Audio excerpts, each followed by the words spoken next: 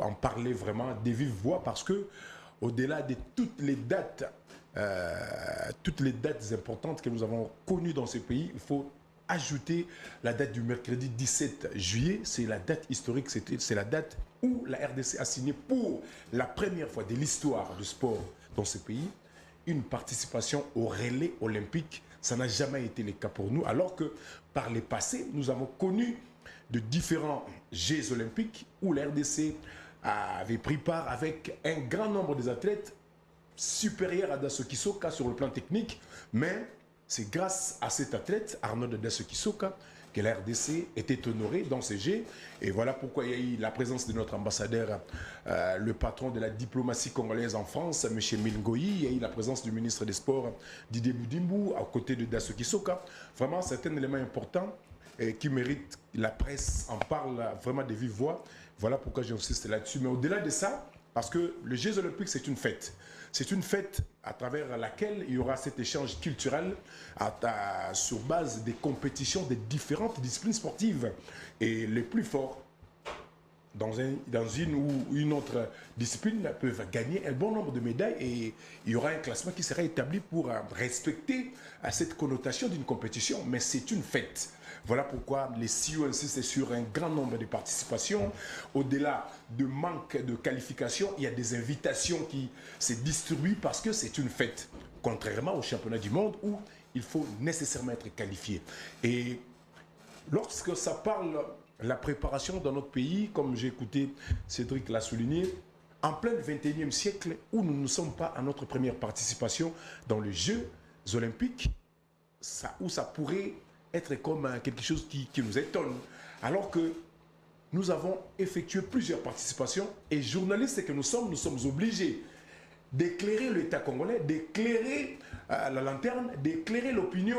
Parce qu'on a tendance de faire croire aux gens que lorsque ça parle des Jeux olympiques, tous les athlètes des différents pays sont pris en charge à partir de leur préparation, motivation morale et pour leur déplacement par leur pays.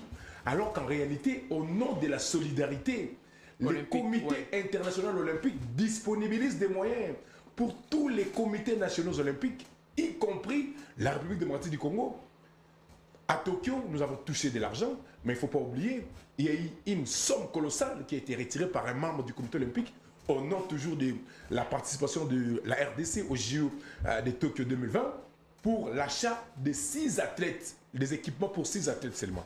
C'était plus de 300 quelques millions de dollars. Et après, il n'y a eu pas de suite.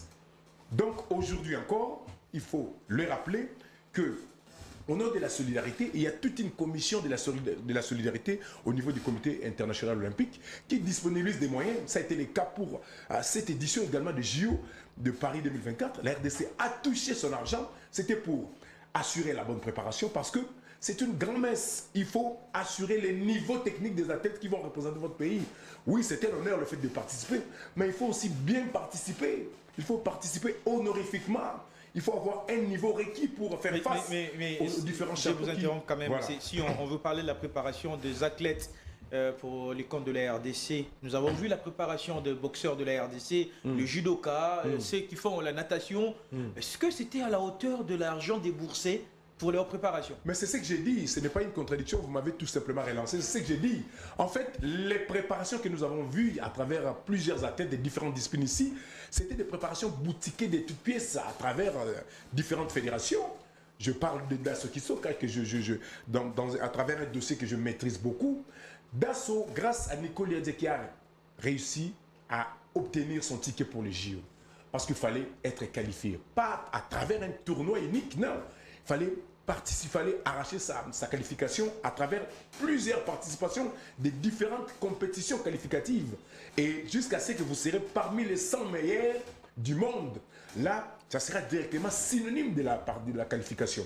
Et pour le faire, il fallait participer aux différentes compétitions de l'Open, ici au plan africain, sur le plan international. Il n'y avait pas suffisamment de moyens pour aller participer dans les grands chelems d'Europe.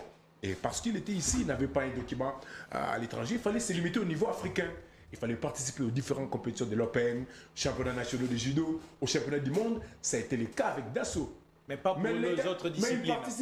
Il participait comme tous les autres léopards. C'était au nom de la République démocratique du Congo. Donc l'État congolais devrait intervenir comme il a l'habitude de le faire lorsque ça parle de football avec des Chancel Bemba, Yohan Wissa, Silas Katopa et les autres.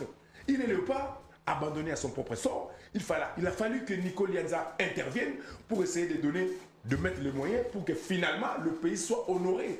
Lorsque dans ce défilé, lors du tour des relais de la flamme olympique, je vis le patron de la diplomatie congolaise. Il ne sait pas comment cette tête a arraché cette qualification, mais il était là.